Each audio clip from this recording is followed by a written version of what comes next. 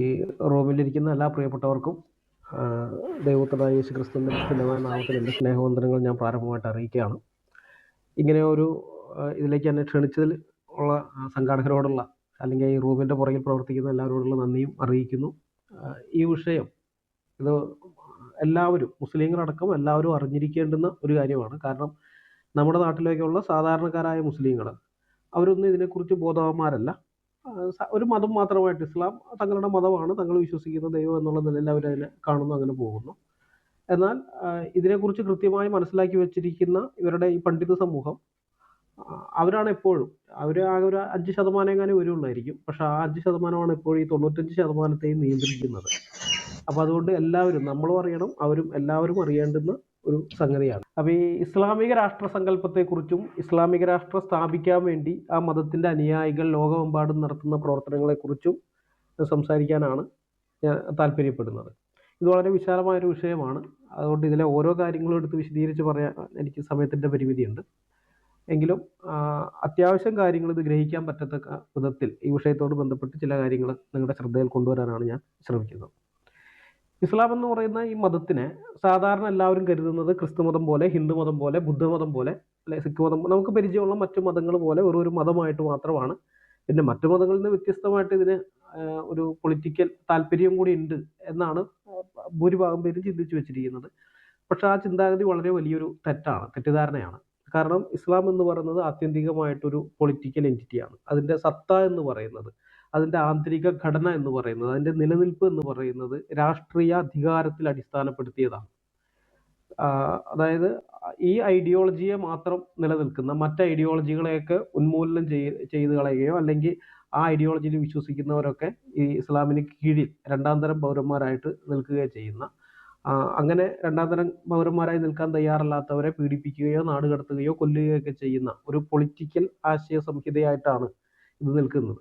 അതായത് മതത്തിന്റെ മുഖം മൂടിയിട്ട് വന്നിരിക്കുന്ന ഒരു പൊളിറ്റിക്കൽ എൻറ്റിറ്റിയാണ് ഇസ്ലാം എന്ന് പറയുന്നത്. ഈ ഇസ്ലാമിക രാഷ്ട്രം അല്ലെങ്കിൽ ഹുക്കുമത്തെ ഇലാഹി അല്ലെങ്കിൽ ദൈവിക ഭരണം എന്നൊക്കെ പറയുന്നത് ഈ മതഭ്രാന്ത് പിടിപെട്ട ഏതെങ്കിലും ഇസ്ലാമിക പണ്ഡിതന്മാരുടെ വികല ചിന്തയല്ല. ഭൂരിഭാഗം, നമ്മുടെ നാട്ടിലുള്ള ഭൂരിഭാഗം പേരും അങ്ങനെ ചിന്തിച്ചു വെച്ചിരിക്കുന്നത് ഇസ്ലാം പൊതുവെ സമാധാനത്തിന്റെ മതമാണ്. എന്നാൽ അതിനകത്തുള്ള ചില മതഭ്രാന്ത് പിടിപെട്ട ചില ആളുകൾ ഇങ്ങനെയുള്ളതായിട്ട് നടക്കുന്നത്. പക്ഷെ അങ്ങനെയല്ല. കൃത്യമായിട്ട് നമ്മൾ മനസ്സിലാക്കേണ്ടത് ഇസ്ലാമിന്റെ പ്രമാണ ഗ്രന്ഥങ്ങളിൽ തന്നെ എഴുതപ്പെട്ടിരിക്കുന്ന സംഗതിയാണ്. ഈ ചില ആളുകൾ, നമ്മൾ മതഭ്രാന്തന്മാരെന്നൊക്കെ പറഞ്ഞ് തള്ളുന്ന ആ ചില ആളുകൾ, അവരാണ് യഥാർത്ഥത്തിൽ ആ ഇസ്ലാമിനെ ഫോളോ ചെയ്യാൻ ശ്രമിക്കുന്നത്. മതഗ്രന്ഥങ്ങളിൽ എഴുതി വെച്ചിരിക്കുന്ന സംഗതി ഫോളോ ചെയ്യാൻ ശ്രമിക്കുന്നത്. കാരണം ഇവരുടെ പ്രധാന പ്രമാണമായിരിക്കുന്ന ഖുർആനും അത് കഴിഞ്ഞ് രണ്ടാം പ്രമാണമായിരിക്കുന്ന ഹദീസും നമ്മൾ നോക്കിക്കഴിഞ്ഞാൽ ഇതിനകത്തൊക്കെ ഈ മതം മുഴുവനും അള്ളാഹുവിന് വേണ്ടിയാകുന്നത് വരെ നിങ്ങൾ അവിശ്വാസികളോട് യുദ്ധം ചെയ്യണം എന്നുള്ളൊരു കൽപ്പനയുണ്ട്. ഇത് വേറെ ഒരു മതത്തിലും ഇല്ല. മറ്റു പല മതത്തിൽപ്പെട്ട ആളുകളും അവരുടേതായ ക്രൂരതകൾ പലതും പ്രവർത്തിച്ചിട്ടുണ്ടാകാം. പക്ഷെ അതൊന്നും മതപ്രമാണത്തിന്റെ അടിസ്ഥാനത്തിലല്ല. എന്നാൽ ഇസ്ലാമിലേക്ക് വരുമ്പോൾ അങ്ങനെയല്ല, കൃത്യമായിട്ട് പ്രമാണത്തിൽ എഴുതി വെച്ചിരിക്കുന്നതാണ്. ഇപ്പൊ ഉദാഹരണം നോക്കുകയാണെങ്കിൽ സൂറ 2-193 മർദ്ദനമില്ലാതെയാവുകയും മതം മുഴുവനും അള്ളാഹുവിന് വേണ്ടിയാവുകയും ചെയ്യുന്നത് വരെ നിങ്ങൾ അവരോട് യുദ്ധം നടത്തിക്കൊള്ളുക. എന്നാൽ അവർ യുദ്ധത്തിൽ നിന്ന് വിരമിക്കുകയാണെങ്കിൽ അവരിലെ അക്രമികൾക്കെതിരിലല്ലാതെ പിന്നീട് യാതൊരു കയ്യേറ്റവും പാടുള്ളതല്ല എന്ന് പറഞ്ഞിരിക്കുന്നത് കാണാം. അപ്പൊ ഇവരോട് പോയിട്ട് അങ്ങോട്ട് യുദ്ധം ചെയ്യാനാണ് പറയുന്നത്. ഇത് തന്നെ 8-39 പറയുന്നുണ്ട്. കുഴപ്പമില്ലാതെയാവുകയും മതം മുഴുവനും അള്ളാഹുവിന് വേണ്ടി ആവുകയും ചെയ്യുന്നത് വരെ നിങ്ങൾ അവരോട് യുദ്ധം ചെയ്യുക. ഇനി അവർ വിരമിക്കുന്ന പക്ഷം അവർ പ്രവർത്തിക്കുന്നതല്ല അള്ളാഹു കണ്ടറിയുന്നവനാണ്. അവർ വിരമിക്കുക എന്ന് പറയുന്നത് ഇസ്ലാമിന് കീഴടങ്ങിക്കൊണ്ട് ഞങ്ങൾ രണ്ടാം തരം പൗരന്മാരായിരുന്നോളാം എന്ന് അവർ സമ്മതിക്കുക, അല്ലെങ്കിൽ അവരെ തോൽപ്പിക്കുക, എന്തോ ഇത് രണ്ടിലെങ്കിലും ഒന്ന് നടക്കുന്നത് വരേക്കും യുദ്ധം എന്നുള്ളതാണ്. ഇതേ കൽപ്പന തന്നെ ഹദീസിനകത്ത് മുഹമ്മദ് മുസ്ലിങ്ങൾക്ക് കൊടുത്തിട്ടുള്ളതായിട്ട് കാണാം. അവിടെ മുഹമ്മദ് പറയുന്നത് ഇങ്ങനെയാണ്, ഞാൻ സ്വഹീഹ് മുസ്ലിം വാല്യം 1 ഭാഗം 1 ഹദീസ് നമ്പർ 34 ഉദ്ധരിക്കുകയാണ്. നബി അബൂ ഹുറൈറ നിവേദനം, നബി പറഞ്ഞു, അല്ലാഹു അല്ലാതെ യാതൊരു ആരാധ്യനുമില്ലെന്ന് സാക്ഷ്യം വഹിക്കുകയും എന്നിലും ഞാൻ കൊണ്ടുവന്നതിലും വിശ്വസിക്കുകയും ചെയ്യുന്നത് വരെ ജനങ്ങളോട് യുദ്ധം ചെയ്യുവാൻ ഞാൻ കൽപ്പിക്കപ്പെട്ടിരിക്കുന്നു. അങ്ങനെ അവർ ചെയ്താൽ അവരുടെ രക്തവും ധനവും എന്നിൽ നിന്നും അവർ സംരക്ഷിച്ചിരിക്കുന്നു. പിന്നീട് അതിന്റെ അവകാശം, അതായത് വിശ്വാസത്തിന്റെ അവകാശം എന്ന് വെച്ചാൽ സക്കാത്ത്, അത് മാത്രമേ അവരിൽ നിന്ന് പിടിച്ചെടുക്കുകയുള്ളൂ. അവരുടെ രഹസ്യ കാര്യങ്ങളുടെ വിചാരണ അള്ളാഹുവിന്റെ മേലാണ്. അതായത് അള്ളാഹുവിലും മുഹമ്മദ് അങ്ങനെയാണ് പറഞ്ഞത്, അള്ളാഹു അല്ലാതെ യാതൊരു ആരാധനയുമില്ലെന്ന് സാക്ഷ്യം വഹിക്കുകയും എന്നിലും ഞാൻ കൊണ്ടുവന്നതിലും വിശ്വസിക്കുന്നവരെ. അപ്പൊ അള്ളാഹു മുഹമ്മദ് കൊണ്ടുവന്നതെന്ന് പറയുന്നത് ഖുർആൻ. അപ്പോൾ ഈ ഖുർആൻ ഇതിലും ഈ മൂന്നിലും ആളുകൾ വിശ്വസിക്കാൻ തയ്യാറാകുന്നത് വരെ, ചുരുക്കി പറയുകയാണെങ്കിൽ മുസ്ലിങ്ങളാകുന്നത് വരെ അന്യമതസ്ഥരോട് യുദ്ധം ചെയ്യാനാണ് മുഹമ്മദിന് കൽപ്പന കിട്ടിയിരിക്കുന്നത്. അപ്പോൾ ഒരു സമൂഹം മുസ്ലിങ്ങളാകുന്നില്ലെങ്കിൽ അവരെ കൊല്ലാം, അവരുടെ ധനം പിടിച്ചെടുക്കാം. ഈ കൽപ്പന ഒരു കാലത്ത് ലോകത്തിലെ മുസ്ലിങ്ങൾ, അന്ന് മുസ്ലിങ്ങളുടെ എണ്ണം കുറവാണ്, അറേബ്യയിൽ മാത്രം ഉണ്ടായിരുന്ന സമയത്ത് ആ മുഴുവൻ മുസ്ലിങ്ങളും അത് അങ്ങനെ തന്നെ പ്രവർത്തിച്ചതായിട്ട് നമുക്ക് കാണാനായിട്ട് സാധിക്കും. ഇത് ഇസ്ലാമിക ചരിത്ര ഗ്രന്ഥത്തിലേക്ക് പോയാൽ കാണും. പ്രബല ഇസ്ലാമിക ചരിത്രകാരനായ മുഹമ്മദ് ബിൻ ജരീർ അൽ തബരി എന്ന് പറയുന്ന ആളുണ്ട്. അൽ തബരി എന്ന് ചുരുക്കപ്പേരി പറഞ്ഞത്. അപ്പോൾ ഈ തബരിയുടെ ദ ഹിസ്റ്ററി ഓഫ് അൽ തബരി എന്ന് പറയുന്ന അദ്ദേഹത്തിന്റെ ഒരു ബൃഹത് ഗ്രന്ഥ സംഹിതയുണ്ട്. വലിയൊരു പുസ്തകമാണ്, അത് കുറേ വോളിയങ്ങളുണ്ട്. അപ്പോൾ അതിൻ്റെ 9ാമത്തെ volume, the last years of the prophet എന്ന് പറയുന്ന 9ാമത്തെ വോളിയത്തിൻ്റെ 69ാമത്തെ പേജിൽ ഈ മുഹമ്മദിനോട് കൂടെ ഉണ്ടായിരുന്ന കമ്പാനിയൻസ്, സ്വഹാബിമാരെന്ന് പറയും, മുഹമ്മദിനോട് കൂടെ നടന്ന ആളുകൾ, ഈ സ്വഹാബികളുടെ അവകാശവാദം തബരി രേഖപ്പെടുത്തി വച്ചിരിക്കുന്നത് ഇങ്ങനെയാണ്: വംശപരമ്പരയിൽ അറബികൾ ഏറ്റവും ശ്രേഷ്ഠരായ ആളുകളാണ്, ഏറ്റവും പ്രമുഖരും പ്രവൃത്തികളിൽ ഏറ്റവും മികച്ചവരുമാണ്. പ്രവാചകന്റെ വിളിയോട് ഏറ്റവും ആദ്യം പ്രതികരിച്ചത് ഞങ്ങളായിരുന്നു. ഞങ്ങൾ അള്ളാഹുവിൻ്റെ സഹായികളും അവൻ്റെ റസൂലിൻ്റെ വസീറുകളുമാണ്. അള്ളാഹുവിൽ വിശ്വസിക്കുന്നത് വരെ ഞങ്ങൾ ജനങ്ങളോട് യുദ്ധം ചെയ്യുന്നു. ശ്രദ്ധിക്കണേ, അള്ളാഹുവിൽ വിശ്വസിക്കുന്നത് വരെ ഞങ്ങൾ ജനങ്ങളോട് യുദ്ധം ചെയ്യുന്നു. അള്ളാഹുവിലും അവൻ്റെ റസൂലിലും വിശ്വസിക്കുന്നവൻ തൻ്റെ ജീവനും സ്വത്തും ഞങ്ങളിൽ നിന്ന് സംരക്ഷിച്ചിരിക്കുന്നു. ഒരുവൻ വിശ്വസിക്കുന്നില്ലെങ്കിൽ അള്ളാഹുവിൻ്റെ മാർഗത്തിൽ ഞങ്ങൾ അവനോട് എന്നേക്കും പോരാടും. അവനെ കൊല്ലുന്നത് ഞങ്ങൾക്ക് ഒരു ചെറിയ കാര്യമാണ്. The history of Al Tabari volume 9, the last years of the prophet, page 69. ഈ മുഹമ്മദും ഖുർആനും ഒക്കെ കൽപ്പിച്ചിരിക്കുന്ന കാര്യമാണ് ഈ സ്വഹാബിമാർ, മുഹമ്മദിന്റെ കൂടെ ഉണ്ടായിരുന്ന ആൾക്കാർ പ്രാക്ടിക്കലാക്കിയത്.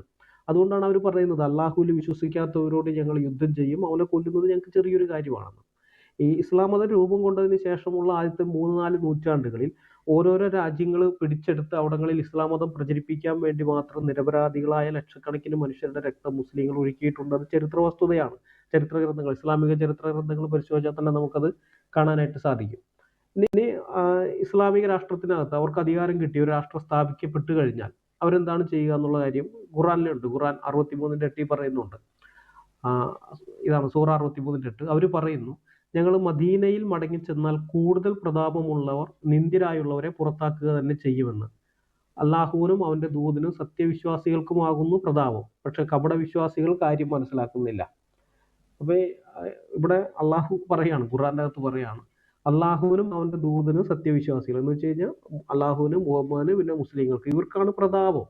അവർ ആ പ്രതാപമുള്ളവരെ നിന്ദ്യരായുള്ള, അതായത് ഇസ്ലാമിൽ വിശ്വസിക്കാത്തവരെയൊക്കെ ബഹുദൈവ വിശ്വാസികൾ, അശുദ്ധരും നികൃഷ്ടരൊക്കെ ആയിട്ടാണ് പറയുന്നത്. യഹൂദനെയും ക്രിസ്ത്യാനിയൊക്കെ അങ്ങനെയാണ് പറയുന്നത്. അപ്പോൾ അങ്ങനെയുള്ളവരെയൊക്കെ അവിടെ നിന്ന് പുറത്താക്കും എന്നാണ് പറയുന്നത്. ഇത് നമ്മൾ നോക്കിക്കഴിഞ്ഞാൽ ഇസ്ലാമിൻ്റെ എവിടെയൊക്കെ ചെന്നിട്ടുണ്ട് അവിടെയൊക്കെ ഇത് കാണിക്കുക. അതായത് 3 ഓപ്ഷൻ അവർ വയ്ക്കും. ഒന്നുകിൽ ഇസ്ലാം മതം സ്വീകരിക്കുക, മുസ്ലിങ്ങളായി തീരുക. അതിന് തയ്യാറില്ലാന്നുണ്ടെങ്കിൽ നിങ്ങൾ ജിസിയ കൊടുത്ത് 2ാം തരം പൗരന്മാരായി ജീവിക്കുക. ഇനി ഇതിനും തയ്യാറില്ലാന്നുണ്ടെങ്കിൽ നിങ്ങൾ നാട് വിട്ടു പോവുക. ഇതാണ് ഇസ്ലാമിക് സ്റ്റേറ്റിന് അധികാരം കിട്ടിയപ്പോൾ, IS-ന് അധികാരം കിട്ടിക്കഴിഞ്ഞപ്പോൾ മൊസൂളിലും തിക്രത്തിലുമുള്ള ക്രിസ്ത്യാനികളോട് അവർ ഏതാണ്ട് ഒരു 1-ാം നൂറ്റാണ്ട്, AD 1-ാം നൂറ്റാണ്ട് മുതലേ അവിടെ ആ ഭാഗത്ത് ക്രൈസ്തവ സാന്നിധ്യം ഉള്ളതാണ്. അവർ അവിടെ വസിച്ചു വരുന്നത് തലമുറകളായിട്ട്. പക്ഷെ ഇവർക്ക് അധികാരം കിട്ടിക്കഴിഞ്ഞപ്പോൾ ഈ തിക്രത്തും മൊസൂൾ എന്നൊക്കെ പറയുന്നത് ബൈബിളിൽ പറയുന്ന യോന പ്രവാചകൻ എന്ന് പറയുന്ന ഒരു പുസ്തകമുണ്ട് യോനയുടെ. അതിലെ നിനവേ എന്ന് പറയുന്ന നഗരമൊക്കെ ഈ മൊസൂളാണ്. അപ്പോൾ ഇവിടെയുള്ളവരോട് പറഞ്ഞു, നിങ്ങൾ ജിസിയ എന്ന് 2ാം തരം പൗരന്മാരായിരിക്കുക, അല്ലെങ്കിൽ നാട് വിട്ടു പോകാൻ പറഞ്ഞു. അവർ നാട് വിട്ടുപോയി, വേറെ നിവൃത്തിയില്ല. ആ 2000 വർഷത്തോളമായിട്ട് അവർ തലമുറയായിട്ട് പാർത്തു വന്ന പ്രദേശം വിട്ട് അവർ പോകേണ്ടി വന്നു. അത് മുഹമ്മദ് കാണിച്ചു കൊടുത്തൊരു മാതൃകയാണത്. ഇങ്ങനെ ഉള്ള ആളുകളെ ഒന്നുകിൽ പുറത്താക്കുക, ഇസ്ലാമിക ഇതിനകത്തുനിന്ന് പുറത്താക്കുക, അല്ലെങ്കിൽ 2ാം കിട പൗരന്മാരായി നിർത്തുക എന്നുള്ളത്. മുഹമ്മദ് ഹദീസ് അത് ഞാൻ വായിക്കാം. സ്വഹീഹ് മുസ്ലിം വാല്യം 2 ഭാഗം 32 ഹദീസ് നമ്പർ 63. സുന്ന.com 1767 ഹദീസായിട്ട് ഉണ്ട്. ജാബിർ ഇബ്നു അബ്ദുള്ള നിവേദനം, ഉമർ എന്നോട് പറഞ്ഞു, നബി പറയുന്നത് അദ്ദേഹം കേൾക്കുകയുണ്ടായി, തീർച്ചയായും അറേബ്യൻ ഉപദ്വീപിൽ നിന്ന് ജൂതരെയും ക്രൈസ്തവരെയും ഞാൻ നാട് കടത്തുക തന്നെ ചെയ്യും, മുസ്ലിമിനെ അല്ലാതെ അവിടെ താമസിക്കാൻ വിടുകയില്ല. അപ്പോൾ ആ അറേബ്യൻ ഉപദ്വീപിൽ ഈ യഹൂദന്മാർ, ക്രൈസ്തവരെക്കാളും മുമ്പേ യഹൂദന്മാർ അവിടെയുണ്ട്, പിന്നെ ക്രൈസ്തവരും കുറഞ്ഞത് 5 നൂറ്റാണ്ടായിട്ടുണ്ട് അവിടെ. പക്ഷെ മുഹമ്മദ് പറയാണ്, മുഹമ്മദ് സ്ഥാപിച്ച ഈ മതത്തിൽ വിശ്വസിക്കാൻ അവർ തയ്യാറായില്ല എന്നുള്ള ഒറ്റ കാരണം കൊണ്ട് അവരവിടെ നിന്ന് നാട് കടത്തുകയാണ്, അവിടെ താമസിക്കാൻ വിടുകയില്ല. ഇനി ഇത് സുനാനു തിർമിതി എന്ന് പറയുന്ന മറ്റൊരു ഹദീസ് ഗ്രന്ഥമുണ്ട്. അതിനകത്ത് നമ്മൾ കാണുന്ന അധ്യായം 19 ഹദീസ് നമ്പർ 1606 ഉമർ ഇബ്നുൽ ഖത്താബിൽ നിന്ന് അള്ളാഹുവിന്റെ പ്രവാചകൻ പറഞ്ഞു, ഞാൻ ജീവിച്ചിരിക്കുമെങ്കിൽ അള്ളാഹു തുണച്ചാൽ യഹൂദകളെയും ക്രിസ്ത്യാനികളെയും അറേബ്യൻ അർദ്ധദ്വീപിൽ നിന്ന് ഞാൻ പുറത്താക്കുക തന്നെ ചെയ്യും. ഇത് വീണ്ടും അടുത്തത് 1607 ഹദീസ് സുനാൻ തിർമിതി തന്നെ. ജാബിറിൽ നിന്ന് നബി പറഞ്ഞു കേട്ടതായി ഉമർ ഇബ്നുൽ ഖത്താബ് എന്നോട് പറഞ്ഞു, യഹൂദികളെയും ക്രിസ്ത്യാനികളെയും അറേബ്യൻ അർദ്ധദ്വീപിൽ നിന്ന് ഞാൻ പുറത്താക്കുക തന്നെ ചെയ്യും. മുസ്ലിം അല്ലാത്ത ഒരാളും അവിടെ അവശേഷിക്കുകയില്ല. യഹൂദന്മാരെയും ക്രിസ്ത്യാനികളെയും ഒക്കെ ഈ അറേബ്യൻ ഉപഭൂഖണ്ഡത്തിൽ നിന്ന്, അറേബ്യൻ പെനിൻസുലയിൽ നിന്ന് നാട് കടത്തണം എന്നുള്ള മുഹമ്മദിന്റെ ആഗ്രഹം സാധിച്ചു കാണാൻ മുഹമ്മദിന് പറ്റിയില്ല. അതിനു മുമ്പ് അദ്ദേഹം മരിച്ചുപോയി.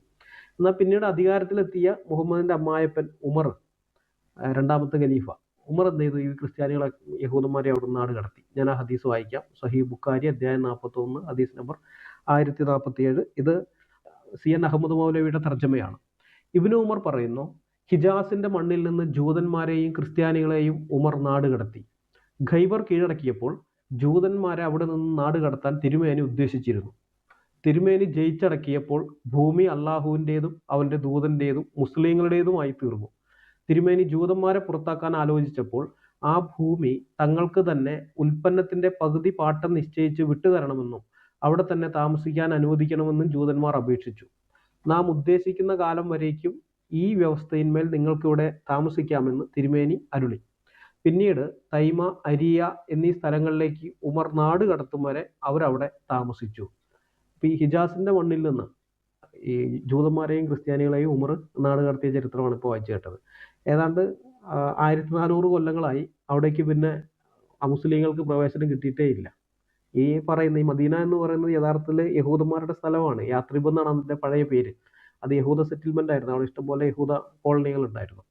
പക്ഷെ അവിടേക്ക് മുഹമ്മദ് അഭയാർത്ഥിയായിട്ട് ചെന്ന് പിന്നെ അവരെ അവിടെ നിന്ന് പുറത്താക്കുകയാണ്. അവിടെ ഉണ്ടായിരുന്ന ക്രിസ്ത്യാനികളെ യഹൂദന്മാരെയൊക്കെ പുറത്താക്കി. പിന്നെ തിരിച്ച് ഇതുവരേക്കും അവർക്ക് പ്രവേശനം കിട്ടിയിട്ടില്ല. ഇപ്പോഴും ഈ മക്കയിലേക്കും മദീനയിലേക്കുമുള്ള റോഡുകളിൽ ഓൺലി ഫോർ മുസ്ലിംസ് എന്നുള്ള സൈൻ ബോർഡുകളുണ്ട് റോഡിൽ. അത് മുസ്ലിംസിന് മാത്രമേ ആ വഴി സഞ്ചരിക്കാൻ പറ്റുള്ളൂ. മുസ്ലിങ്ങൾക്ക് അവിടേക്ക് പ്രവേശനമില്ലാത്ത വിധം. അപ്പോൾ മുഹമ്മദ് അത് കൃത്യമായിട്ട് പറഞ്ഞിരുന്നു, മുസ്ലിമിനെ അല്ലാതെ വേറെ ആരെയും ഞാൻ ഇവിടെ താമസിക്കാൻ സമ്മതിക്കില്ല എന്ന് മുഹമ്മദ് പറഞ്ഞു. അത് ഇപ്പോഴും അക്ഷരാർത്ഥത്തിൽ തന്നെ അവർ നടപ്പാക്കുകയാണ്. അപ്പൊ ഈ ഇസ്ലാമിക് സ്റ്റേറ്റ് മൊസൂളിലും തിക്രത്തിലും ഉണ്ടായിരുന്ന ക്രിസ്ത്യാനികളെ നാട് കടത്തിയത്, അതുപോലെ കാശ്മീരിലെ മുസ്ലിങ്ങൾ 1980-90കളിൽ കാശ്മീരി പണ്ഡിറ്റുകളെ നാട് കടത്തിയതൊക്കെ ഈ ഇസ്ലാമിക രാഷ്ട്ര സങ്കല്പത്തിൽ അമുസ്ലിങ്ങൾക്ക് ഇടമില്ല എന്നുള്ള തത്വത്തിന്റെ പുറത്താണ്. കാശ്മീർ പൂർണ്ണമായിട്ടും ഒരു ഇസ്ലാമിക രാഷ്ട്രമായിരുന്നെങ്കിൽ ഒരുപക്ഷെ പണ്ഡിറ്റുകൾക്ക് നാട് വിട്ടു പോകേണ്ടി വരില്ലായിരുന്നു. അവർക്ക് ജിസിയ കൊടുത്ത് രണ്ടാം തരം പൗരന്മാരായി ജീവിക്കാൻ മനസ്സുള്ള പണ്ഡിറ്റുകൾക്ക് അവിടെ തന്നെ താമസിക്കാമായിരുന്നു. കാരണം ഈ മുസൂളും തിക്രിത്തും ഒക്കെ തങ്ങളുടെ കൈവശം വന്നു ചേർന്നപ്പോൾ ഇസ്ലാമിക് സ്റ്റേറ്റ് അവിടെയുള്ള ക്രിസ്ത്യാനികളോട് ജസിയ നൽകിക്കൊണ്ട് ഇവിടെ താമസിക്കുക, അല്ലെങ്കിൽ നാട് വിട്ടു പോകാനാണ് ആവശ്യപ്പെട്ടത്. എന്നാൽ കാശ്മീരിലുള്ള മുസ്ലിങ്ങൾ അങ്ങനെയല്ല പണ്ഡിറ്റുകളോട് പറഞ്ഞത്, താഴ്വര വിട്ടു പോകാനാണ്. അതിന്റെ കാരണം എന്ന് പറയുന്നത് കാശ്മീർ ഒരു ഇന്ത്യൻ സംസ്ഥാനമാണ്. ഇന്ത്യൻ സൈനികർ എപ്പോൾ വേണമെങ്കിലും വരാം. ഇവർ അവിടെ ജസിയ വിരിച്ച് പണ്ഡിറ്റുകളെ അവിടെ തന്നെ താമസിക്കാൻ സമ്മതിക്കാണെന്ന് വെച്ചു. ഇവരിൽ നിന്ന് ജസിയ വിരിക്കുന്നത് മാത്രമേ ഉള്ളൂ. അവിടെ തന്നെ താമസിക്കാൻ അനുവദിച്ച എപ്പോഴെങ്കിലും ഇന്ത്യൻ ആർമി അവിടെ അത് ഈ ജസിയ വിരിച്ചുകൊണ്ടിരിക്കുന്നവന്മാരെയൊക്കെ കൊന്നതൊക്കെ കഴിഞ്ഞ് കഴിഞ്ഞാൽ വീണ്ടും പണ്ഡിറ്റുകൾ അവിടെ ജസിയ ഒന്നും കൊടുക്കാതെ ആ പഴയ രീതിയിൽ തന്നെ അവർ ജീവിക്കാൻ സാധ്യതയുണ്ട്.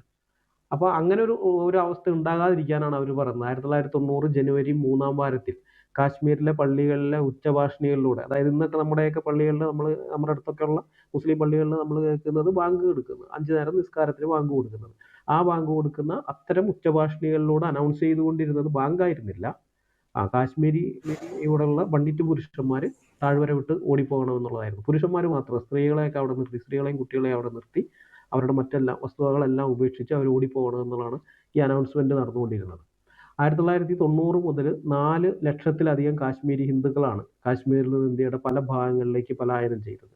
അപ്പോൾ അമുസ്ലിങ്ങളെ ഭയപ്പെടുത്തി അവരുടെ മേൽ ആധിപത്യം സ്ഥാപിക്കുകയും അവരുടെ പ്രദേശങ്ങൾ കീഴടക്കുകയും അവരുടെ സ്വത്തുക്കൾ കൊള്ളയടിക്കുകയും ചെയ്യുക എന്നൊക്കെയുള്ളത് മുഹമ്മദിന്റെ കാലം മുതലേയുള്ള മുസ്ലിങ്ങളുടെ ഒരു ചര്യയാണ്. ഒരു ഇസ്ലാമിക രാഷ്ട്രം സ്ഥാപിക്കപ്പെട്ട് കഴിഞ്ഞാൽ ആ ഇസ്ലാമിക രാഷ്ട്രത്തിലുള്ള മുസ്ലിങ്ങൾക്ക് ഭൂമിയിലുള്ള അമുസ്ലിം രാജ്യങ്ങളുടെ ഖജനാവുകളെല്ലാം കൊള്ളയടിക്കാനുള്ള അനുവാദം അള്ളാഹു തങ്ങൾക്ക് നൽകിയിട്ടുണ്ടെന്നാണ് ഇസ്ലാമിക വിശ്വാസം. ഇതൊന്നും സാധാരണ നമ്മുടെ നാട്ടിലെ സാധാരണ മുസ്ലിങ്ങൾക്ക് അറിയില്ല കേട്ടോ. അവരതിന് കുറ്റപ്പെടുത്തുന്നതിൽ അർത്ഥമില്ല. കാരണം ഇതൊക്കെ പണ്ഡിതന്മാർക്ക് അറിയാം. അവർ അനുകൂല സാഹചര്യം വരുമ്പോൾ അത് ഉപയോഗിക്കും.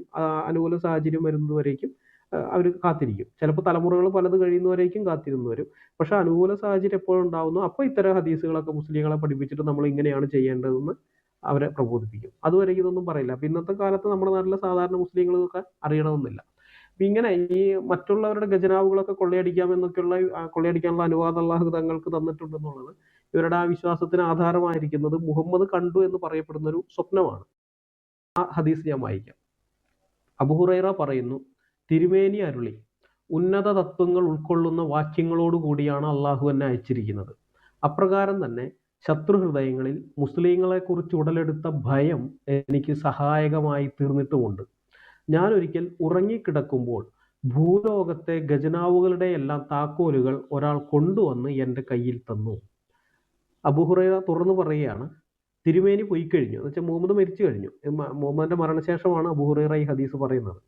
തിരുമേനി പോയിക്കഴിഞ്ഞു, ഇപ്പോൾ നിങ്ങൾ ആ ഖജനാവുകളിൽ നിന്നും ധനം വാരിയെടുത്തുകൊണ്ടിരിക്കുകയാണ്. സഹീഹ് ബുഖാരി അധ്യായം 58 ഹദീസ് നമ്പർ 1241.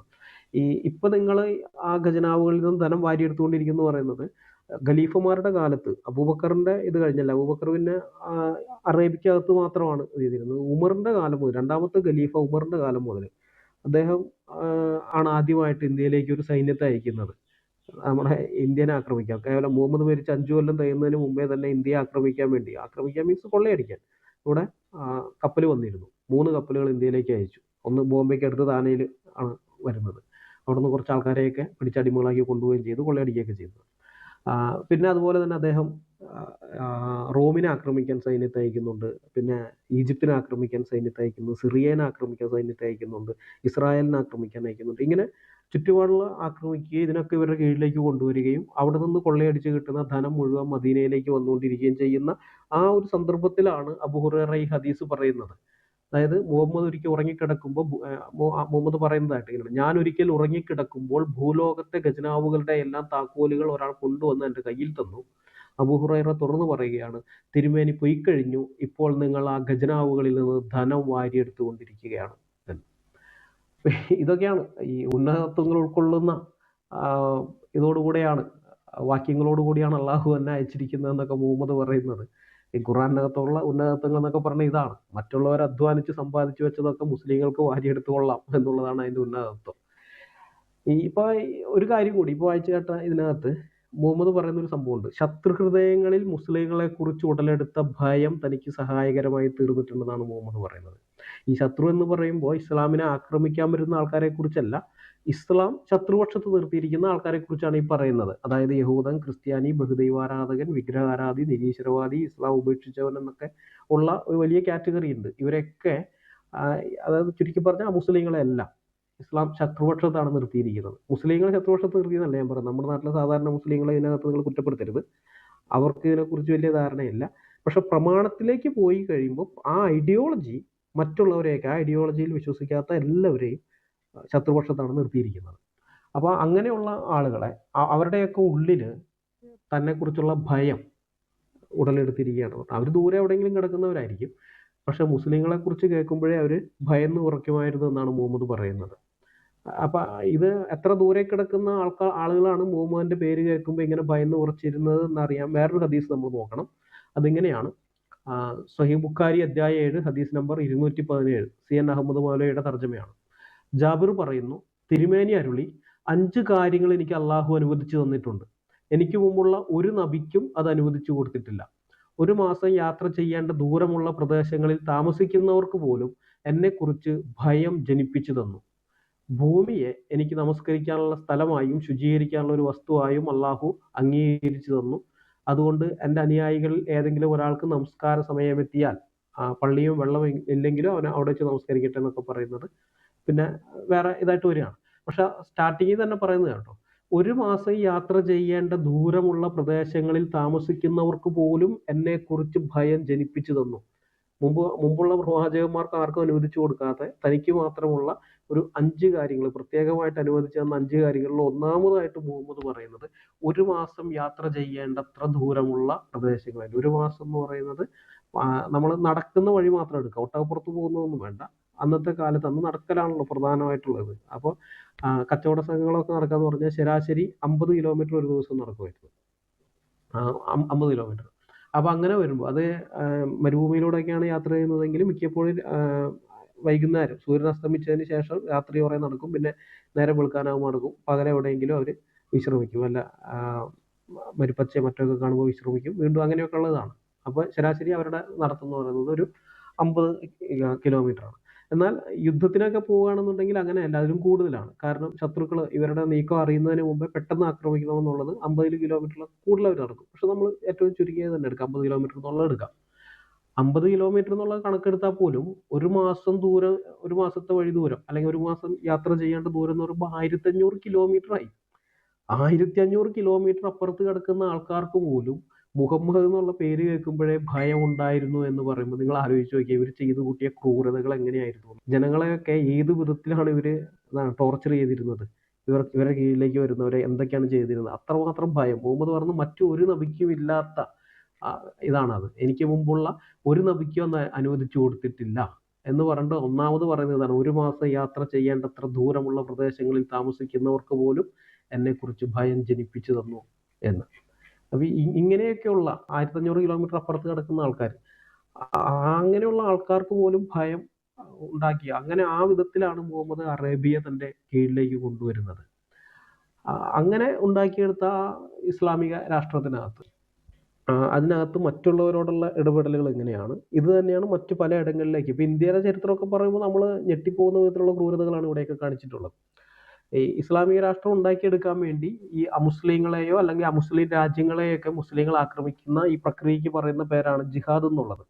പലതരം ജിഹാദുകളെ കുറിച്ച് ഇസ്ലാമിൽ പറയുന്നുണ്ടെങ്കിലും ജിഹാദ് എന്നുള്ളത് കൊണ്ട് പ്രധാനമായി ഉദ്ദേശിക്കുന്നത് അള്ളാഹുവിന്റെ മാർഗത്തിൽ അമുസ്ലിങ്ങളെ ആക്രമിക്കുന്നതാണ്. ഇപ്പൊ ഇന്ത്യ പോലെയുള്ള ഇടത്ത്, അല്ലെങ്കിൽ യൂറോപ്പോ അമേരിക്കയോ ഓസ്ട്രേലിയ പോലെയുള്ള ഇടത്തൊക്കെ അവിടെ മുസ്ലിങ്ങൾ ന്യൂനപക്ഷമായിരിക്കുന്നത് കൊണ്ട് അവിടെ ഇതിന് ഈ ജിഹാദ് എന്നുള്ള വാക്കിന് അവിടെയുള്ള മുസ്ലിങ്ങൾ കൊടുക്കുന്ന നിർവചനം വേറെയാണ്. അവർ പറയും സ്വന്തം മനസ്സിന്റെ മേൽ നിയന്ത്രണം ഉണ്ടാകാൻ വേണ്ടി ജഡത്തിന്റെ ഇച്ഛകളോട് പോരാടുന്നതാണ് ജിഹാദ് എന്നാണ് അങ്ങനെയുള്ള ഇടങ്ങളിൽ പറയുക. എന്നാൽ നിങ്ങൾ പാകിസ്ഥാനിലോ അഫ്ഗാനിസ്ഥാനിലോ പോലെയുള്ള മുസ്ലിം ഭൂരിപക്ഷമുള്ള ഇടങ്ങളിൽ നിന്ന് ജിഹാദ് എന്ന് വെച്ച് കഴിഞ്ഞാൽ അവർ കൃത്യമായിട്ട് പറഞ്ഞുതരും, അവിശ്വാസിയെ കൊല്ലുന്നതാണ് ജിഹാദ് എന്ന് അവർ കൃത്യമായിട്ട് പറയും. പക്ഷെ ന്യൂനപക്ഷമായിരിക്കുന്നിടത്ത് അങ്ങനെയുള്ളതല്ല, വേറെ വ്യാഖ്യാനമാണ് കൊടുക്കുക. അപ്പൊ ഇത് നമ്മൾ ഇവരുടെ ഈ വ്യാഖ്യാനത്തിൽ യാതൊരു കഴമ്പും ഇല്ല എന്ന് നമ്മൾ അറിയേണ്ടതുണ്ട്. കാരണം ഈ വ്യാഖ്യാനത്തിന്റെ പൊള്ളത്തരം മനസ്സിലാക്കാൻ വേണ്ടി ഇസ്ലാമിക ഗ്രന്ഥങ്ങളിൽ നിന്നുള്ള ചില തെളിവുകൾ തരാം. സൂറ 9:41 അവിടെ പറയുന്നത്, നിങ്ങൾ സൗകര്യമുള്ളവരാണെങ്കിലും ഞെരുക്കമുള്ളവരാണെങ്കിലും ധർമ്മസമരത്തിന്, അത് ഈ പരിഭാഷ അവർ ചെയ്തതാണ്, ജിഹാദ് എന്നുള്ളതാണ് ശരിക്കും അവിടെ. ജിഹാദിന് ഇറങ്ങി പുറപ്പെട്ടുകൊള്ളുക, നിങ്ങളുടെ സ്വത്തുക്കൾ കൊണ്ടും ശരീരങ്ങൾ കൊണ്ടും അള്ളാഹുവിന്റെ മാർഗത്തിൽ നിങ്ങൾ സമരം ചെയ്യുക, അതാണ് നിങ്ങൾക്ക് ഉത്തമം നിങ്ങൾ മനസ്സിലാക്കുന്നുണ്ടെങ്കിൽ. അപ്പോൾ ഇവിടെ ധർമ്മസമരം എന്ന് പറഞ്ഞിരിക്കുന്നത് ജിഹാദിനെയാണ്. ഈ സ്വന്തം മനസ്സിന്റെ മേൽ നിയന്ത്രണം ഉണ്ടാകാൻ വേണ്ടി ജഡത്തിന്റെ ഇച്ഛകളോട് പോരാടുന്നതാണ് ജിഹാദ് എന്ന് വരികയിൽ ഇവിടെ പറയുന്നത്, നിങ്ങൾ ഇറങ്ങി പുറപ്പെട്ടുകൊള്ളുക, നിങ്ങളുടെ സ്വത്തുക്കൾ കൊണ്ടും ശരീരങ്ങൾ കൊണ്ടും അള്ളാഹുവിന്റെ മാർഗത്തിൽ നിങ്ങൾ സമരം ചെയ്യുക. ഈ സ്വന്തം ജഡത്തിന്റെ ഇച്ഛകളോട് പോരാടാൻ എന്തിനാണ് സ്വത്തുക്കൾ കൊണ്ട് സമരം ചെയ്യേണ്ട ആവശ്യം? അപ്പൊ അവിടെ കൃത്യമായിട്ട് നമുക്ക് മനസ്സിലാകുന്നുണ്ട്, അത് സ്വത്തുക്കൾ എന്ന് പറയുന്നത് ജിഹാദ് ചെയ്യാൻ പോകുന്നതിന്റെ അതിൽ പണം ഉണ്ടാവണമെന്നില്ല. ഇപ്പൊ നമ്മള് പലരും ബോംബ് വെച്ച് പൊട്ടിത്തെറിച്ചൊക്കെ നമ്മൾ വായിക്കുമ്പോൾ ഈ പൊട്ടിത്തെറിച്ചവന് ബോംബ് വാങ്ങാനുള്ള കാശൊന്നും ഉണ്ടാവണമെന്നില്ല, അത് എത്തിച്ചു കൊടുക്കുന്ന വേറെ ആൾക്കാരാണ്, അത് വാങ്ങി കൊടുക്കുന്ന അത് എത്തിച്ചു കൊടുക്കുന്ന ഇതൊക്കെ വേറെ ടീമുകളാണ്. ഇതാണ് ഈ സ്വത്തുക്കൾ കൊണ്ടെന്ന് പറയുന്നത്. ഇനി അടുത്തത് വേറൊരു ഹദീസ് ഉണ്ട്, അനസ് ഇബ്നു മാലിക്കിൽ നിന്ന്. അദ്ദേഹം പറഞ്ഞു, അള്ളാഹുവിന്റെ റസൂൽ പറഞ്ഞു, അള്ളാഹു പറയുന്നു, അള്ളാഹുവിന്റെ മാർഗത്തിൽ ജിഹാദ് ചെയ്യുന്നവന് ഞാൻ ഉറപ്പ് നൽകുന്നു, അവന്റെ ജീവൻ എടുത്താൽ അവന് സ്വർഗം അനന്തരമായി നൽകും. അവൻ തിരിച്ചു വരികയാണെങ്കിലോ പ്രതിഫലമോ യുദ്ധമുതലോ കരസ്ഥമാക്കിക്കൊണ്ടാണ് അവൻ തിരിച്ചു വരുന്നത്. സുനാനു തിർമിദി അധ്യായം 20 ഹദീസ് നമ്പർ 1620 എന്നാണ് ഞാനിപ്പോൾ വായിച്ചത്. അപ്പൊ ഇവിടെ ജിഹാദ് ചെയ്യുന്നവന്റെ ഒരു കാര്യം പറഞ്ഞിട്ടുണ്ട്, അവന്റെ ജിഹാദ് ചെയ്യുന്നവന്റെ ജീവൻ എടുക്കുകയാണെങ്കിലോ, അവന്റെ ജീവൻ എടുത്താൽ അവന് സ്വർഗം അനന്തരാവകാശമായിട്ട് കിട്ടും. അപ്പൊ സ്വന്തം ജഡത്തിന്റെ ഇച്ഛകളോട് ഒരുത്തം പോരാടുന്നതാണെങ്കിൽ അവന്റെ ജീവൻ എങ്ങനെ എടുക്കുന്നത് അതിലൂടെ? അതില്ലാതെ. പിന്നെ ജിഹാദിൽ അവൻ തിരിച്ചു വരികയാണെങ്കിൽ അവന് പ്രതിഫലമായിട്ട് യുദ്ധം മുതലോ പ്രതിഫലമൊക്കെ അവൻ കരസ്ഥമാക്കും എന്ന് പറയുന്നുണ്ട്. സ്വന്തം ജഡത്തിന്റെ ഇച്ഛകളോട് പോരാടുന്നവൻ എങ്ങനെയാണ് ഈ യുദ്ധം മുതൽ കിട്ടാൻ പോകുന്നത്?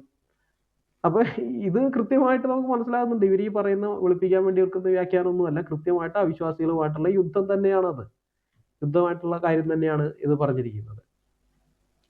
ഇനി വേറെ സുനാന തിർമിദി അധ്യായം 20 ഹദീസ് നമ്പർ 1628 മുതൽ 1631 വരെയുള്ള 4 ഹദീസുകൾ ഒരൊറ്റ കാര്യമാണ് പറയുന്നത്. ഇത് പല വ്യക്തികൾ ഈ ഹദീസ് റിപ്പോർട്ട് ചെയ്യുന്നേ ഉള്ളൂ, പക്ഷെ അതിന്റെ കണ്ടന്റ് ഒന്ന് തന്നെയാണ്. അതുകൊണ്ട് മലയാള പരിഭാഷയിൽ അതൊരു ഒറ്റ ഹദീസായിട്ടാണ് കൊടുത്തിരിക്കുന്നത്. ആ ഹദീസ് ഞാൻ വായിക്കാം.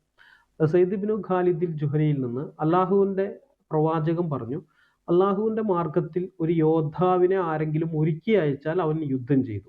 ഒരു യോദ്ധാവിന്റെ അഭാവത്തിൽ ആരെങ്കിലും അവന്റെ കുടുംബകാരി ശ്രദ്ധിച്ചാൽ അവൻ യുദ്ധം ചെയ്തു. സയ്യിദ് ഇബ്നു ഖാലിദ് ജുഹനി നിവേദനം, നബി പറഞ്ഞു, ആരെങ്കിലും അള്ളാഹുവിന്റെ മാർഗത്തിൽ ഒരു യോദ്ധാവിനെ സജ്ജമാക്കിയാൽ അവൻ യുദ്ധം ചെയ്തു. ആരെങ്കിലും അവന്റെ കുടുംബത്തിന് നല്ലത് പകരം നൽകിയാൽ അവന് യുദ്ധം ചെയ്തു.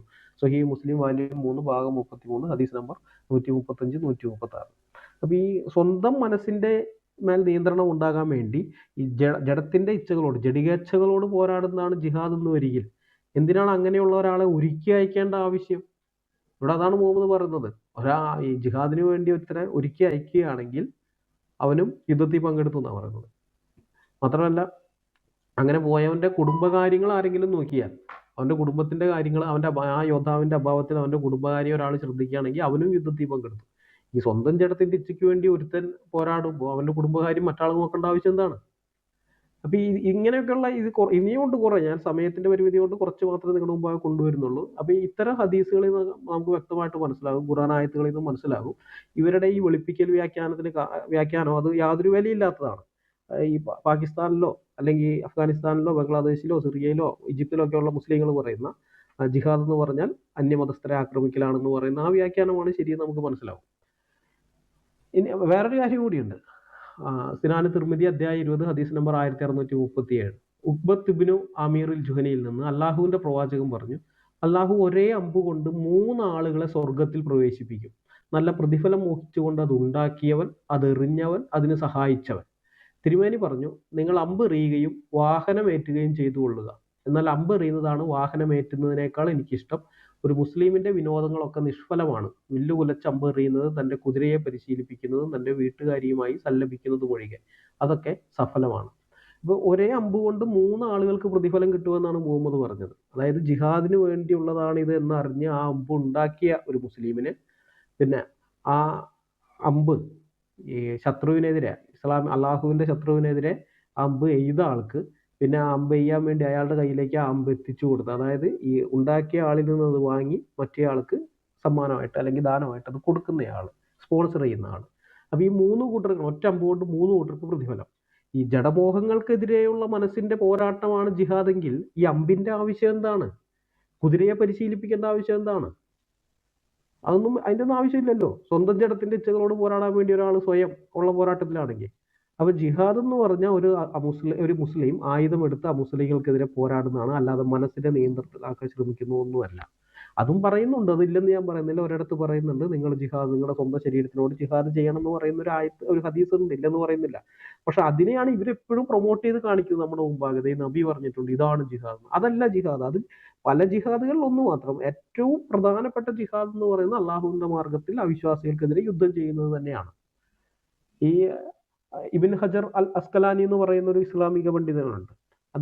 ആ പണ്ഡിതൻ ജിഹാദിനെ കുറിച്ച് പറഞ്ഞിരിക്കുന്നത് ഇങ്ങനെയാണ്: അള്ളാഹുവിന്റെ ശരീഅത്ത് ഭൂമിയിൽ സ്ഥാപിക്കപ്പെടുന്നതിന് വേണ്ടിയാണ് ജിഹാദ് നടത്തപ്പെടുന്നത്. ഈ ലക്ഷ്യം അവരുമായി യുദ്ധം ചെയ്ത് അവരെ കീഴടക്കിക്കൊണ്ടോ അല്ലെങ്കിൽ അവിശ്വാസികൾ ഇസ്ലാമിക നിയമം അംഗീകരിച്ച് ജിസിയ നൽകിക്കൊണ്ടോ, അതുമല്ലെങ്കിൽ അവരുമായി ഇസ്ലാമും അതിന്റെ നിയമങ്ങളും എതിർക്കപ്പെടില്ല എന്ന കരാറിൽ ഏർപ്പെട്ടുകൊണ്ടോ കാണാവുന്നതാണ്. അപ്പൊ കൃത്യമായിട്ട് ഇബിൻ ഹജർ അസ്കലാനി പറയുകയാണ് ജിഹാദ് എന്താണെന്നുള്ളത്. അത് അള്ളാഹുവിന്റെ ശരീഅത്ത് ഭൂമിയിൽ സ്ഥാപിക്കപ്പെടുന്നതിന് വേണ്ടി മാത്രം, അതിനുവേണ്ടിയുള്ള യുദ്ധമാണ്.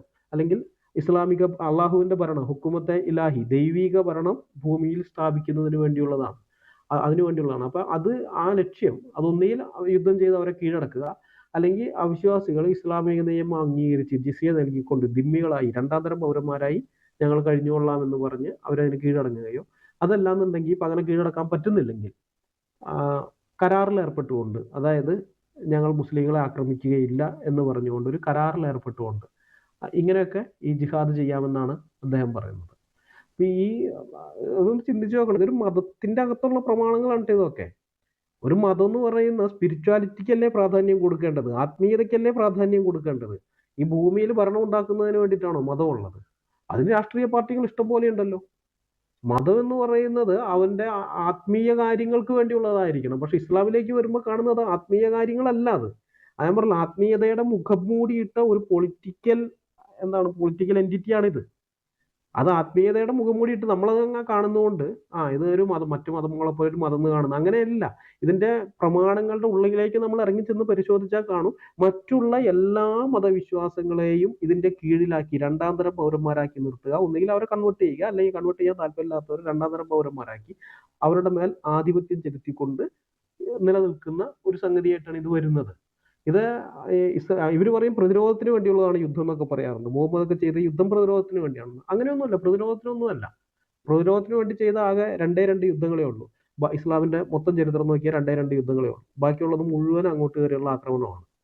കടൽ കടന്നു പോയിട്ട് ആക്രമിക്കുന്നവർക്ക് വരെ പാവമോചനം കിട്ടുമെന്നാണ് മുഹമ്മദ് പഠിപ്പിച്ചത്. ഞാൻ ആ ഹദീസ് വായിക്കാം. സഹീഹ് ബുഖാരി അധ്യായം 58 ഹദീസ് നമ്പർ 1222. ഇത് സി എൻ അഹമ്മദ് മൗലവിയുടെ തർജ്ജമയാണ്. ഉമ്മു ഹറാം പറയുന്നു, തിരുമേനി അരുളുന്നത് അവർ കേട്ടു. എൻ്റെ അനുയായികളിൽ സമുദ്രത്തിൽ പ്രവേശിച്ച് ഏറ്റവും ആദ്യം യുദ്ധം ചെയ്യുന്നവർക്ക് സ്വർഗം നിശ്ചയമാണ്. ഒരു മതസ്ഥാപകൻ അതിൻ്റെ അനുയായികൾക്ക് സ്വർഗം വാഗ്ദാനം ചെയ്യുന്ന രംഗം നിങ്ങൾ നോക്ക്. എന്തെങ്കിലും സൽപ്രവൃത്തി ചെയ്താൽ നിങ്ങൾക്ക് സ്വർഗം കിട്ടുമെന്ന് പറഞ്ഞാൽ പിന്നെ നമുക്കത് മനസ്സിലാകും. പക്ഷെ അതല്ല മുഹമ്മദ് പറയുന്നത്. എൻ്റെ അനുയായികൾ അല്ലെങ്കിൽ മുസ്ലിങ്ങളിൽ സമുദ്രത്തിൽ പ്രവേശിച്ച് ഏറ്റവും ആദ്യം യുദ്ധം ചെയ്യുന്നവർക്ക് സ്വർഗം നിശ്ചയമാണ്. ഉമ്മു ഹറാം ചോദിച്ചു, ദൈവദൂതരെ, അക്കൂട്ടത്തിൽ ഞാൻ ഉൾപ്പെടുമോ? തിരുമേനി അരുളി, അതെ, നീയും അവരിൽ ഉൾപ്പെടും. ഉമ്മു ഹറാം പറയുന്നു, തിരുമേനി തുടർന്ന് അരുളി, എൻ്റെ അനുയായികളിൽ കൈസറിന്റെ പട്ടണത്തെ, അതായത് റോമ പട്ടണം, സീസറിന്റെ അന്നത്തെ ഈ റോമ സാമ്രാജ്യത്തിന്റെ തലസ്ഥാനം റോമ നഗരമാണല്ലോ. അപ്പൊ കൈസറിന്റെ പട്ടണത്തെ ഏറ്റവും ആദ്യം ആക്രമിക്കുന്ന പട്ടാളത്തിന്റെ പാപങ്ങൾ അള്ളാഹു പുറത്തു കൊടുക്കും. ഒരു മതസ്ഥാപകൻ തന്റെ അനുയായികൾക്ക് പാപമോചനത്തിന്റെ മാർഗം വിശദീകരിച്ചു കൊടുക്കുകയാണ്. നിങ്ങൾ പോയിട്ട് കൈസറിന്റെ പട്ടണത്തെ ഏറ്റവും ആദ്യം ആരാണോ ആക്രമിക്കുന്നത് ആക്രമിക്കുന്ന പട്ടാളത്തിന്റെ പാവങ്ങൾ മുഴുവൻ അള്ളാഹു പുറത്തു കൊടുക്കും. ഞാൻ അക്കൂട്ടത്തിൽ ഉണ്ടായിരിക്കുമോ എന്ന് തിരുമേനിയോട് ചോദിച്ചപ്പോൾ ഇല്ലെന്നാണ് അവിടുന്ന് അരുളിയത്. സഹീഹ് ബുഖാരി അധ്യായം 58 ഹദീസ് നമ്പർ 1222. ഇപ്പൊ സമുദ്രത്തിൽ പ്രവേശിച്ച് ഏറ്റവും ആദ്യം യുദ്ധം ചെയ്യുന്ന മുസ്ലിങ്ങൾക്ക് പാപമോചനം, റോമ നഗരത്തെ ഏറ്റവും ആദ്യം ആക്രമിക്കുന്ന മുസ്ലിങ്ങൾക്ക് പാപമോചനം. ഈ ഇസ്ലാം രൂപം കൊണ്ട് ഒരു 35 കൊല്ലം തികയുന്നതിന് മുമ്പേ യൂറോപ്പ് എന്തുകൊണ്ട് മുസ്ലിം സൈന്യത്താൽ ആക്രമിക്കപ്പെട്ടു എന്നുള്ള ചോദ്യത്തിന് ഇതാണ് ഉത്തരം. ഈ ഹദീസാണ്. ഇവിടെ ഈ യൂറോപ്പിന്റെ പല ഭാഗങ്ങളും ഇസ്ലാമിക സാമ്രാജ്യത്തിന് കീഴിൽ വന്നെങ്കിലും റോമാ നഗരത്തിനെ പലവട്ടം മുസ്ലിം സൈന്യം ആക്രമിച്ചെങ്കിലും ഇന്ന് വരെ റോമാ നഗരത്തെ കീഴടക്കാൻ മുസ്ലിങ്ങൾക്കായിട്ടില്ല. പക്ഷെ അതിനുള്ള ശ്രമം അവർ ഇന്നും നടത്തിക്കൊണ്ടിരിക്കുകയാണ്. ഇസ്ലാമിക് സ്റ്റേറ്റിന്റെ ആ കാലത്ത് ഈ യൂറോപ്പിൽ ധാരാളം അഭയാർത്ഥികൾ പോയല്ലോ, നമുക്കറിയാവുന്ന സംഗതിയാണ്. അഭയാർത്ഥികൾ അങ്ങോട്ട് പോകുന്നത്. ആ പോയവരിൽ പലരും വാസ്തവത്തിൽ അഭയാർത്ഥികളൊന്നുമല്ല. അവര് ഈ ഇസ്ലാമിക് സ്റ്റേറ്റിന്റെ ആളുകൾ തന്നെയാണ്. അവിടെ എത്തിക്കഴിഞ്ഞതിന് ശേഷം അവരത് തെളിയിക്കുന്നുണ്ട് ഭീകരാക്രമണങ്ങളിലൂടെ.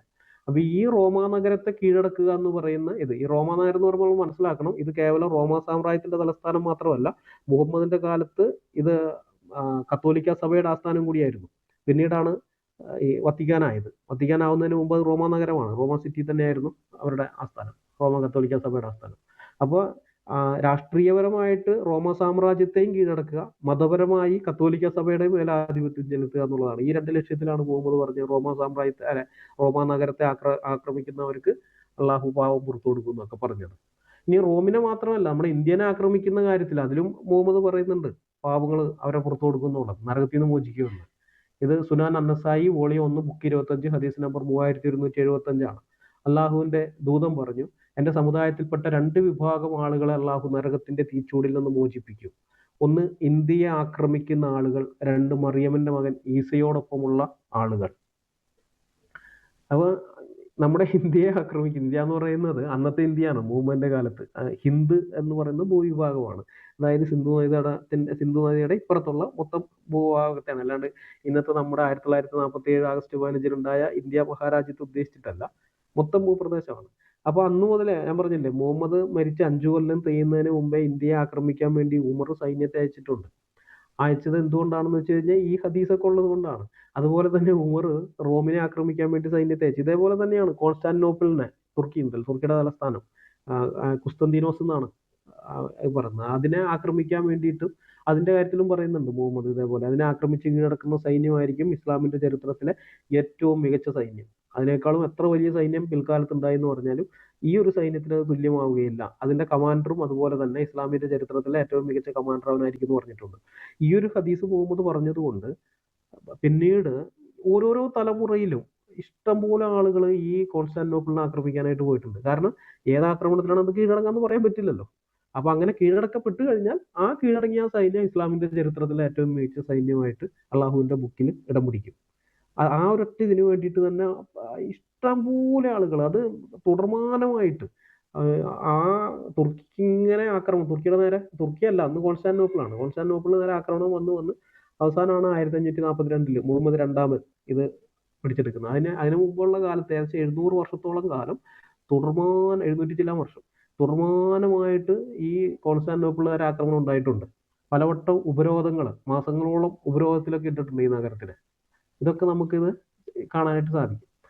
അപ്പൊ നമ്മളിതൊക്കെ പറയുമ്പോൾ ഇതൊക്കെയാണ് ഇതിന്റെ ഉള്ള സംഗതി എന്ന് പറയുമ്പോൾ സ്വാഭാവികമായിട്ട് ഉണ്ടാകുന്നൊരു ചോദ്യമുണ്ട്, നമ്മുടെ ഇന്ത്യയിലൊക്കെ ഉള്ള ആളുകൾ ഇവിടെയുള്ള മുസ്ലിങ്ങളൊന്നും ജിഹാദ് ചെയ്യുന്നില്ലല്ലോ എന്ന്. ഒന്നാമത്തെ കാര്യം, ഈ ജിഹാദ് ഇങ്ങനെയൊക്കെ ഉള്ളതാണെന്നുള്ളത് മിക്ക മുസ്ലിങ്ങൾക്കും അറിയില്ല, ഇതൊന്നും അവരെ പഠിപ്പിച്ചിട്ടില്ല. കാരണം ഈ മുസ്ലിം ജനസംഖ്യ കുറവായിരിക്കുന്ന സമയത്ത് ഇവരെടുക്കുന്ന നയം എന്ന് പറയുന്നത്, ഇവര് മുസ്ലിങ്ങളെ പഠിപ്പിക്കുന്നു എന്ന് പറയുന്നത് ഇത്തരം ഹദീസുകളൊന്നും ആയിരിക്കില്ല. മുഹമ്മദ് മക്കയിൽ ഉണ്ടായിരുന്ന കാലഘട്ടമുണ്ട്. മക്കയിൽ ഉണ്ടായിരുന്ന സമയത്ത് മുഹമ്മദ് മുസ്ലിങ്ങൾ ന്യൂനപക്ഷമാണ്, അവിടെ വളരെ കുറച്ച് ആളുകളേ ഉള്ളൂ. ആ സമയത്ത് മുഹമ്മദ് പറഞ്ഞിരുന്നത് നിനക്ക് നിന്റെ മതം, എനിക്ക് എൻ്റെ മതം എന്നുള്ളതാണ്, മതത്തിൽ നിർബന്ധമില്ല എന്നൊക്കെ പറഞ്ഞുകൊണ്ട് നടന്നിരുന്ന ഒരു കാലഘട്ടമുണ്ട്. ആ കാലഘട്ടത്തിലുള്ള ആയത്തുകളും ആ കാലഘട്ടത്തിൽ മുഹമ്മദ് പറയുന്ന ഹദീസുകളും അതൊന്നും മറ്റുള്ളവരെ ആക്രമിക്കാനോ കൊല്ലാനോ ഉള്ളതല്ല, കാരണം അതിനുള്ള അംഗസംഖ്യ അവർക്കില്ല. അപ്പൊ അതുകൊണ്ട് സമാധാനത്തിന്റെ കാര്യങ്ങളൊക്കെ പറഞ്ഞിട്ടുണ്ട്. അത്തരം ഹദീസുകളോ ആയത്തുകളായിരിക്കും ഇവരുടെ ആളുകളെ പഠിപ്പിക്കുന്നത്. പക്ഷെ ഭൂരിപക്ഷമായി കഴിയുമ്പോൾ മുസ്ലിം ജനസംഖ്യ കൂടുതലായിട്ട് വന്ന് ഭൂരിപക്ഷമായി കഴിയുമ്പോൾ നമ്മളിപ്പോൾ വായിച്ചു കേട്ടതുപോലെയുള്ളതൊക്കെ പഠിപ്പിച്ചിട്ട് ഇതാണ് ഒരു ഉത്തമ മുസ്ലിം ചെയ്യേണ്ടത്, അവിശ്വാസികൾക്കെതിരെ നിങ്ങൾ ജിഹാദ് നടത്തണമെന്നും പറഞ്ഞുകൊണ്ട് അപ്പോൾ ആ വിധത്തിലുള്ള പഠിപ്പിക്കൽ കിട്ടും. അപ്പോൾ നമ്മുടെ ഇവിടെ എന്തുകൊണ്ട് ഇത് ചെയ്യുന്നില്ല എന്ന് വെച്ച് കഴിഞ്ഞാൽ, ഇവിടെയുള്ള മുസ്ലിങ്ങൾ ചെയ്യുന്നതെന്ന് വെച്ചാൽ ഭൂരിഭാഗം പേർക്ക് അറിയില്ല, കാരണം ഇത് കിട്ടിയിട്ടില്ല. ഈ ഇമാം ഷാഫി, ഇവരുടെ അടുത്ത് 4 സ്കൂൾ ഓഫ് തോട്ട്സ് ഉണ്ട് ഇവർക്ക്. അപ്പോൾ അതിനകത്ത് ഒന്ന് ഈ ഷാഫി മദ്ഹബ് എന്ന് പറയുന്നത്, അത് ഇമാം ഷാഫിയുടെയാണ്. അപ്പോൾ ഇമാം ഷാഫിയുടെ അഭിപ്രായത്തിൽ അദ്ദേഹം പറയുന്ന ഒരു കാര്യമുണ്ട്, കുറഞ്ഞത് ഒരു തവണ ജിഹാദ് നിർബന്ധമാണ് മുസ്ലിങ്ങൾക്ക്. അത് ഈ ഒരു തവണ ജിഹാദ് എന്ന് പറയുമ്പോൾ എല്ലാ മുസ്ലിങ്ങളും പോയി ജിഹാദ് ചെയ്യണമെന്നല്ല പറയുന്നത്. അത് ഫർള് കിഫായ എന്ന് പറയുന്നൊരു സംഭവമുണ്ട്. ഫർള് കിഫായ എന്ന് പറയുന്നത് ഒരു സമൂഹത്തെ, മുസ്ലിം സമൂഹം അവര് അവരുടെ പ്രതിനിധിയായിട്ട് കുറച്ച് ആളുകളെ തിരഞ്ഞെടുക്കുന്നു. ആ പ്രതിനിധികൾ പോയിട്ട് ജിഹാദ് ചെയ്താൽ മതി, എല്ലാവരും ജിഹാദ് ചെയ്തതായിട്ടാണ് കണക്കാക്കുന്നത്. അത് നമ്മൾ വേറെ ഹദീസ് കണ്ടല്ലോ, ഒരു അമ്പിന്റെ കാര്യം പറഞ്ഞപ്പോൾ ഒരമ്പ് ഉണ്ടാക്കിയവൻ, അത് ഇവന് കൊണ്ട് കൊടുത്തവൻ, പിന്നെ അമ്പ് ചെയ്തവൻ, ഇവനൊക്കെ യുദ്ധം ചെയ്തു, ഇവനൊക്കെ ജിഹാദ് ചെയ്തതായിട്ടാണ് പരിഗണിക്കപ്പെടുന്നത്. അപ്പൊ വാസ്തവത്തിൽ ജിഹാദ് ചെയ്ത അമ്പ് ചെയ്തവൻ മാത്രമാണ് മറ്റവൻ അമ്പ് ചെയ്തു എന്ന് പറയുന്നത്. പക്ഷെ അതിന്റെ പുറകിലുള്ളവരും ജിഹാദി പങ്കെടുത്തതായിട്ടാണ് പരിഗണിക്കപ്പെടുന്നത്. അതാണ് ഈ ഫർള് കിഫായ എന്ന് പറയുന്നത്. എന്ന് വെച്ചാൽ എല്ലാവരും പോയിട്ട് ജിഹാദ് ചെയ്യേണ്ട, ഒരു സമൂഹത്തിൽ നിന്ന് കുറച്ച് പേര് മാത്രം. എന്നാൽ വേറെയുണ്ട് ഫർള് ഐൻ എന്ന് പറയുന്ന ഒരു സംഭവമുണ്ട്. ഫർള് ഐൻ എന്ന് പറയുന്നത് വ്യക്തിപരമായിട്ട് എല്ലാവരും ജിഹാദ് ചെയ്യേണ്ട സന്ദർഭമാണ്. അതെങ്ങനെയാണെന്ന് വെച്ചാൽ, ഇസ്ലാമിക രാജ്യത്തെ ആക്രമിക്കുകയാണ്, വേറെ പുറമേ നിന്ന് ആരെങ്കിലും വന്ന് ഇസ്ലാമിക രാജ്യത്തെ ആക്രമിച്ചു കഴിഞ്ഞാൽ അവിടെയുള്ള എല്ലാ മുസ്ലിങ്ങളും പിന്നെ അതിനെതിരെ പ്രതിരോധിക്കാൻ നിർബന്ധിതരാകുമ്പോൾ അവരത് ചെയ്തേ പറ്റുകയുള്ളൂ. പക്ഷെ അത് അപൂർവമാണ്, ഫർള് കിഫായാണ് പൊതുവെ പറയുന്നത്. അപ്പൊ ഇത് വെച്ചിട്ടാണ് ഇമാം ഷാഫി പറയുന്നത്, ഈ